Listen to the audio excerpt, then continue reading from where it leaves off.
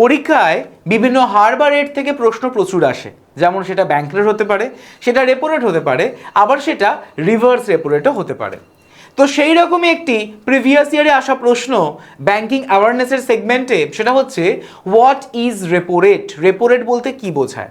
আমরা জানি যে রেপো রেট এবং রিভার্স রেপো রেট যেটা হলো স্বল্পকালীন সময়ের জন্য আরবিআইয়ের তরফ থেকে যে ধার দেওয়া হয়ে থাকে কমার্শিয়াল ব্যাংকে।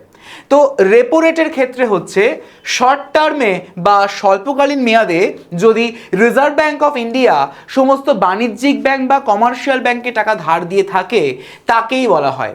এবং এই ডেফিনেশনের ঠিক অপোজিট হচ্ছে কিন্তু রিভার্স রেপো রেট, কিন্তু সেটাও এই স্বল্পকালীন সময়ের জন্য। রেপো রেটের যে ডেফিনেশনটা তোমাদের বলা হলো সেটা যদি আমরা শর্ট টার্মের জায়গাতে লং টার্ম করে দিই তাহলে কিন্তু হয়ে যাবে সার উত্তর ব্যাংক রেট। এই একটা উত্তরের মধ্যে দিয়ে তোমরা কিন্তু তিনটে উত্তর পেয়ে গেলে। তোমরা আমাকে কমেন্ট সেকশনে কমেন্ট করে জানিও তো যে আমাদের ভারতবর্ষের সবথেকে বৃহত্তম রাষ্ট্রায়ত্ত ব্যাংক কোনটি, বা লার্জেস্ট পাবলিক সেক্টর ব্যাংক কোনটি?